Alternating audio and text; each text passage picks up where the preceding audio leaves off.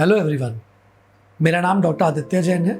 मैं consultant orthopaedic surgeon हूँ और एक स्पोर्ट्स इंजरी स्पेशलिस्ट। आज हम बात करेंगे शोल्डर में सबसे कॉमन प्रॉब्लम जो कि मेरे ख्याल से सब लोग जानते हैं, सुने हैं, वो है फ्रोजन शोल्डर। क्या होता है फ्रोजन शोल्डर? फ्रोजन शोल्डर मतलब शोल्डर का कैप्सूल शोल्डर की मांसपेशी का चिपकना। इसको हमारे टर्म में अधेसिव कैप्सुलाइटिस बोलते हैं। आप कभी भी अपने शोल्डर पेन के बाद एमआरआई कराएंगे तो आपको एक वर्ड हमेशा दिखाई देगा, वो है adhesive capsulitis. Adhesive capsulitis means कि आपकी टिश्यूज बहुत ही सिकुड़ रही हैं, टाइट हो रही हैं, जिसकी वजह से आपकी मूवमेंट रिस्ट्रिक्ट होगी। And this is a very common problem. इसका सबसे ईजी ट्रीटमेंट है वो है मूवमेंट्स। अगर आप अपने शोल्डर को स्टिफ होने ही नहीं देंगे तो आपकी फ्रोजन शोल्डर डेवलप होने के चांसेस बहुत कम हो जाएंगे। इसके सिम्टम्स क्या होते हैं? सबसे कॉमन सिम्टम होता है pain. Second most common symptom होता है inability to move the shoulder complete range of motion. मतलब आपको इनिशियली पीरियड में लगेगा कि मैं अपना हाथ पीछे नहीं ले जा पा रहे हैं, अपना हाथ ऊपर नहीं ले जा पा रहे हैं। और थर्ड मोस्ट कॉमन सिम्टम होता है night pain. So the classical thing to diagnose any shoulder problem is night pain. Patient बोलेगा कि मुझे रात को नींद नहीं आती, स्पेशली जब मैं इस करवट पे सोता हूँ जो कि शोल्डर मेरा टच होता है बेड पे। सो आपको अपने सिम्टम से परखना पड़ेगा कि मुझे फ्रोजन शोल्डर डेवलप हो रहा है। किन पेशेंट्स में होता है? यूजुअली सबसे कॉमन कॉज है डायबिटीज़। सो कभी भी आपको शोल्डर में पेन हो और इंजरी नहीं हुई हो, so always try to find a cause. तो most common cause turns out to be diabetes mellitus.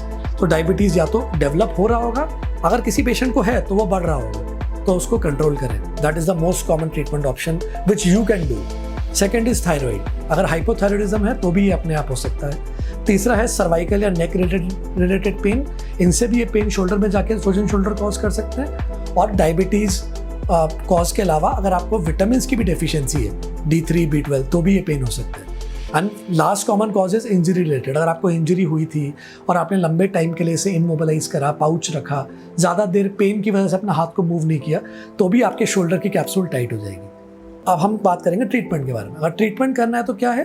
Conservative. Conservative means आप बिना सर्जरी, बिना इंजेक्शन के क्या कर सकते हैं, वो है मूवमेंट्स, फिजियो और अपने डायबिटीज़ और हाइपोथायराइडिज्म और विटामिन डी को कंट्रोल रखना। और सर्जिकल ऑप्शन। सर्जिकल ऑप्शंस में क्या होता है? आर्थ्रोस्कोपिक, दूरबीन रिलेटेड हम इसको रिलीज करते हैं कैप्सूल को, लेकिन again the treatment is same which is exercises. हम मूवमेंट करेंगे बिना अपने एडेसिव कैप्सुलाइटिस को नहीं कंट्रोल कर पाएंगे। और सबसे कॉमन जो हम लोग करते हैं ट्रीटमेंट ओपीडी बेसिस पे, वो है इंजेक्शन। ये एक स्टेरॉइड होता है जो कि यूजुअली सिस्टम में एब्जॉर्ब नहीं होता, लोकल इंजेक्ट किया जाता है इन द शोल्डर कैप्सूल, इधर अल्ट्रासाउंड गाइडेड या तो सर्जन अपने टेक्निक से उसे इंसर्ट करता है, उससे भी पेन कम हो जाता है। तो the purpose of giving injection is just to reduce the pain and inflammation. जब पेन और इन्फ्लेमेशन कम होगा तो पेशेंट अपनी मूवमेंट बढ़ाएगा। So the goal is only one, that is movement. अगर आप अपनी मूवमेंट्स लाएंगे, मूवमेंट्स अचीव करेंगे इवन विद पेन, उसे सही टाइम पे मूवमेंट्स अचीव करेंगे, तो आपको फ्रोजन शोल्डर डेवलप होने के चांसेस कम हो जाएंगे। और अगर है तो वो जल्दी रिकवर करेगा। Thank you.